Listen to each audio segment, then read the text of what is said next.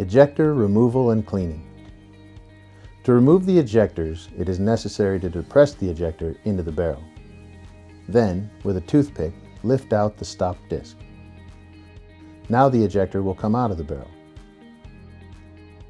Behind the ejector are a plunger and a spring. Remove these and clean them. Repeat on the other ejector. Be sure to clean all surfaces and raceways. The spring and plunger should be lubricated with light grease. The ejector should be lubricated with light oil. To reassemble, install the spring, then the plunger. Then slide the ejector back in. When reinstalling the stop disc, direction is important.